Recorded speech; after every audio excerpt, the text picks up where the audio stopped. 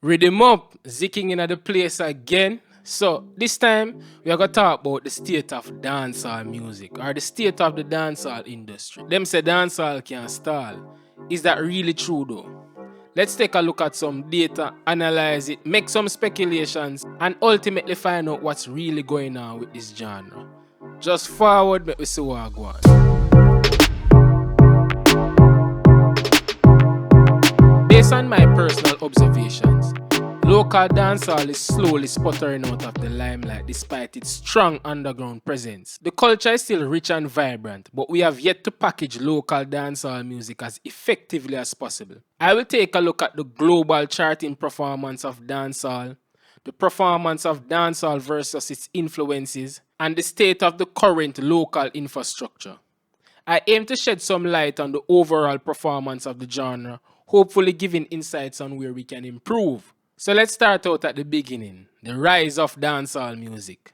Dancehall music is a style of Jamaican music that is known for its explicit and vibrant nature, which directly represents the expression of the people. It evolved mainly from reggae with influences coming from various other genres. The seed of dancehall can be traced back to the 70s with talents like U-Roy and Big U talking over the instrumental. Today, this form of expression can be easily identifiable as freestyling. However, dancehall's underground prominence and glory was identified with the emergence of Yellowman in the 80s, linked with works from producer Henry Jonjola's. Dancehall then evolved with the increased access to digital music production and the demand from the masses. Subsequently, this resulted in an explosive wave in the 90s with talents such as Bounty Killer, Shabba Ranks, Beanie Man, Shaggy, Lady Saw. They all made the way for other dancehall artists in the 2000s, like Sean Paul, Elephant Man, Vibes Cartel, and Movado. Now, that's a summary of dancehall's history. Now, let's look on the global charting performance of then versus now.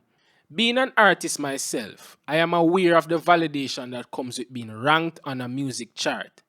Inherently, music has hundreds, if not thousands, of different charts for different genres. Being able to rank on any music chart is a privilege for many artists. That being said, when it comes to the king of charts, some of the Billboard charts are arguably the most sought after for many dancehall artists. Taking this into consideration, take a look at a sample of top artists and their Billboard charting performances. There's a clear difference in charting appearances between more seasoned artists like Beanie Man, Bounty Killer, Shabba Ranks, Shaggy, and Sean Paul, compared to more relevant artists today, in which many have yet to make an appearance. Dancehall's relevance has always been in question on a global aspect.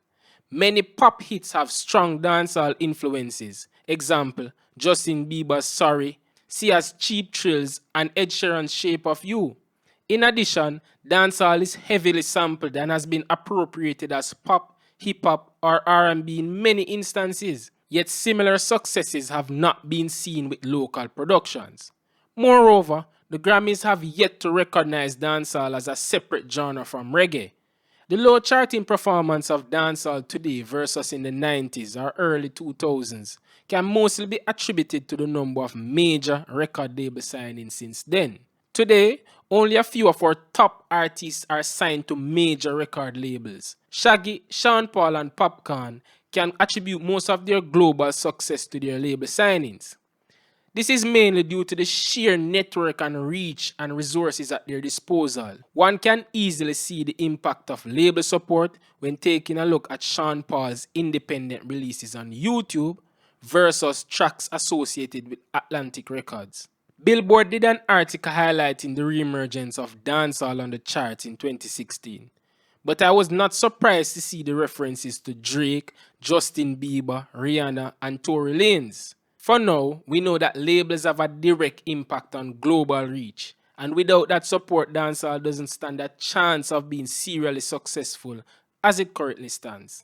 Maybe a shift is needed regarding the markets we are targeting. However, I believe the foundation for music production and management locally needs an overhaul. Jamaican dancehall music has influence and has strong links to many strong performing genres around the world, including reggaeton, Afropop, otherwise called Afrobeats with the S, and Afro Swing, otherwise called Afrobashment.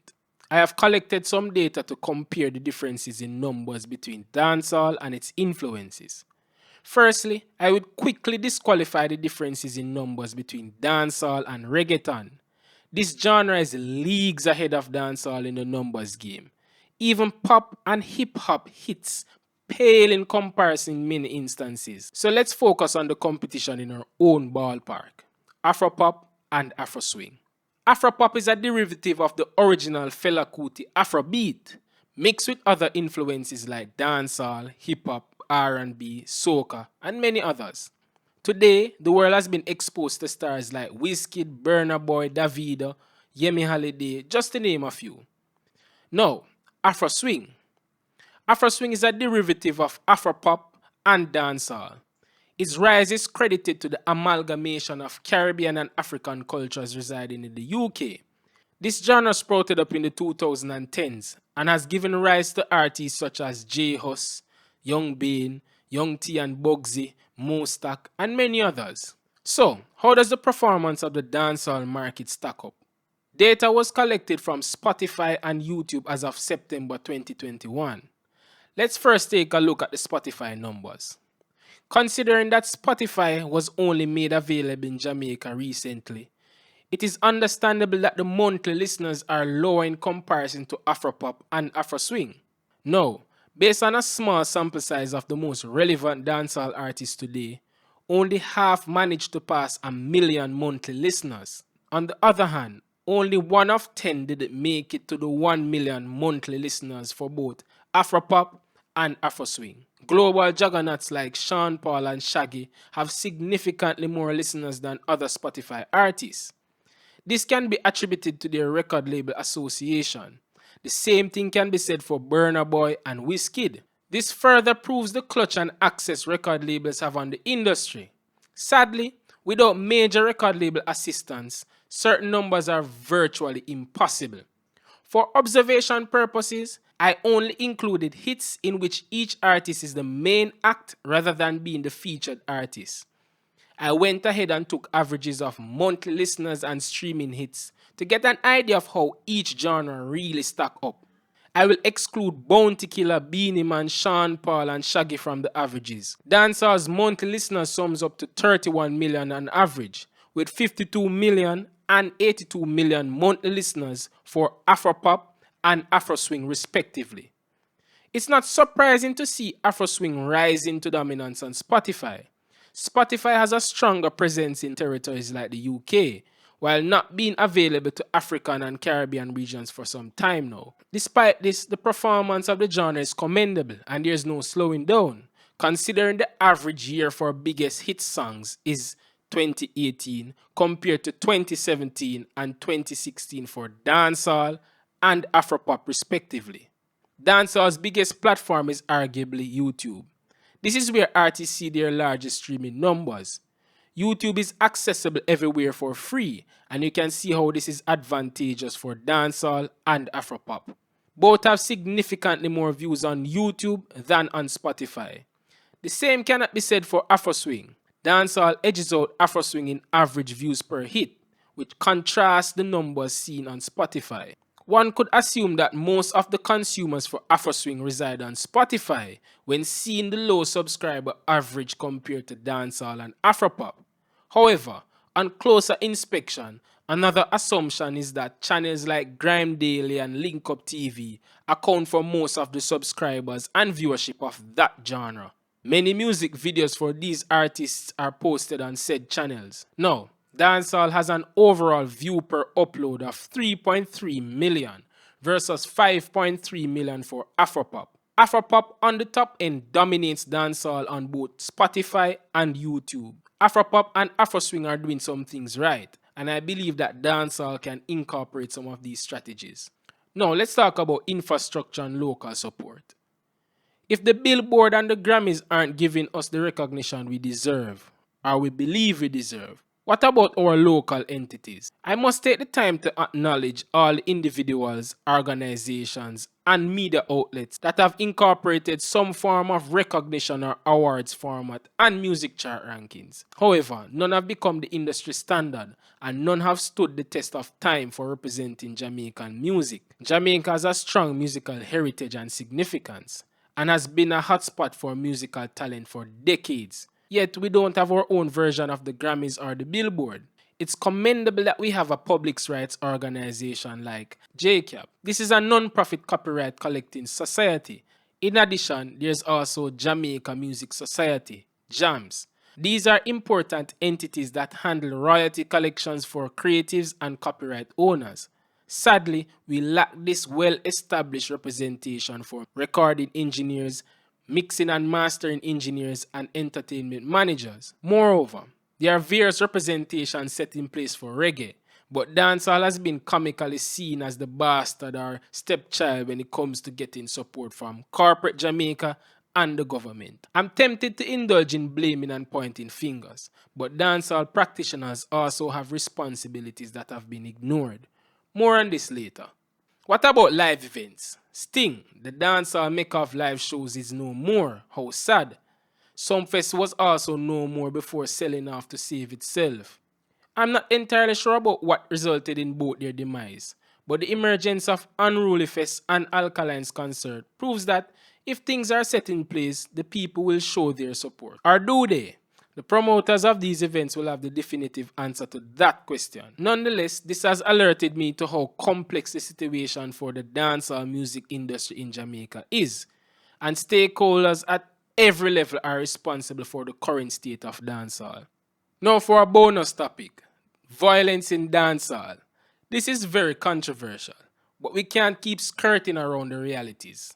The dynamic between dancehall fans and artists is very strange. There's a bizarre disconnect present regarding the market approach. Dancehall music is not being sold as it is being consumed. Kinda paradoxical. One of the most popular themes throughout dancehall, badman gun culture, has not been marketable for the most part. Yet it still persists throughout the lifespan of dancehall music. Many artists have adopted the approach of appeasing their communities and local supporters with violent entertainment while packaging their lighter and more general themes to the general public to become more marketable and profitable. Take a look at the hits of some of the most relevant dancehall artists today. Only one of 14 is a song with a violent theme, Mskilly Bang Crocodile Teeth. Yet, violent lyrics seems to be synonymous with dancehall. I don't have the data to substantiate dancehall's contribution to the crime rate in Jamaica, or if it really does, but dancehall artists have always been in encounters with the law. This stereotype has impacted the industry negatively compared to reggae and also affects business collaborations massively. We can carelessly say that they are being picked on, but a handful of our musicians are currently incarcerated, including Tommy Lee Sparta, Laden, Ninja Man, Sean Storm, Vibes Cartel, for various crimes ranging from murder to illegal possession of firearms, not to mention various others currently on bail. I believe that many of our dancehall artists had harsh upbringings and many were exposed to the violence they sing about. However, to foster a better business environment for dancehall music, badness must divorce the business at some point. Artists should not be compelled to be the character they sing about. The badman culture in Jamaica pressures a certain level of congruence that ultimately hampers the improvement of the industry. An artist should not have to openly disclaim the authenticity of the violence they sing about, but they do have some social responsibility to convey some morality. Maybe, maybe not. Let's be honest. I'm sure we don't see Keanu Reeves as a dangerous individual. Despite his appearance in various violent films, I'm sure he doesn't strike fear into his fans or the public.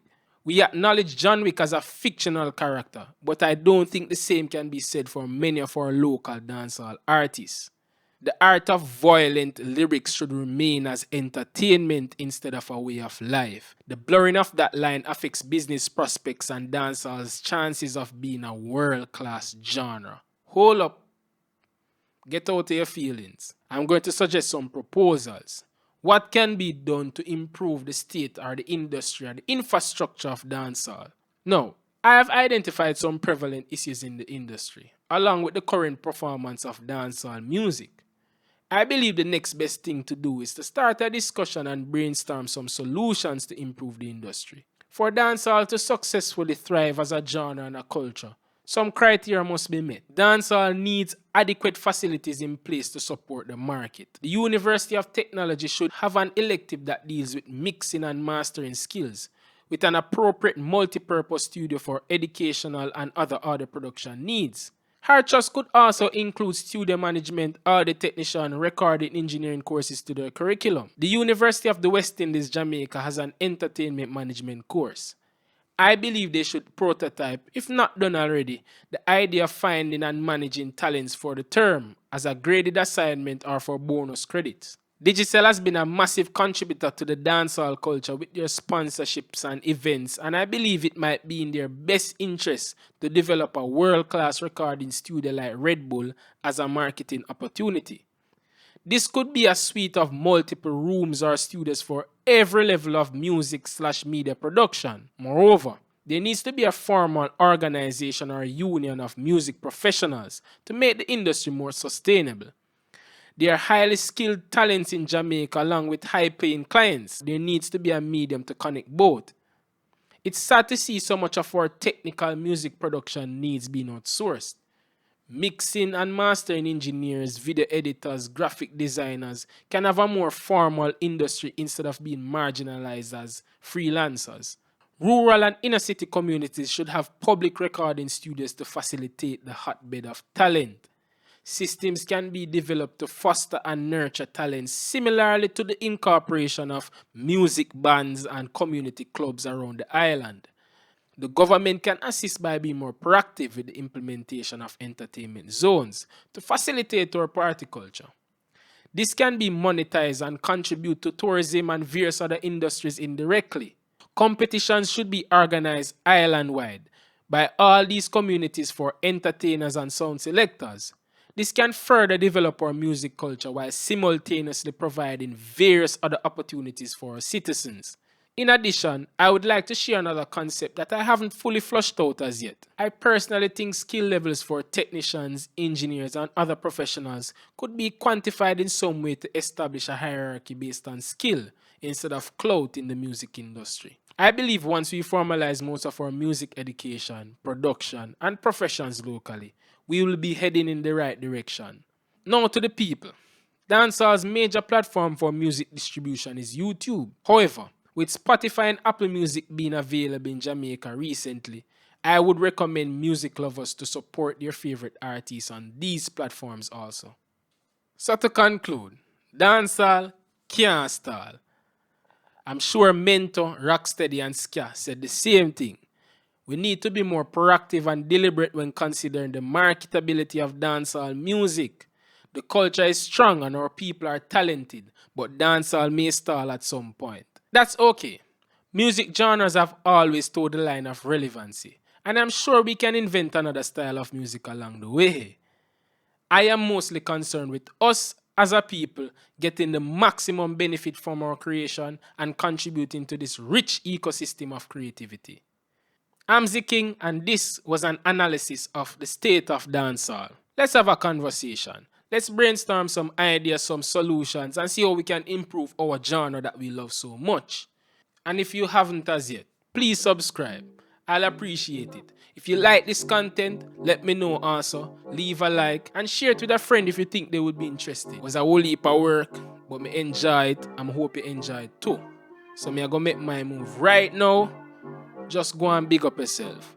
5 million times.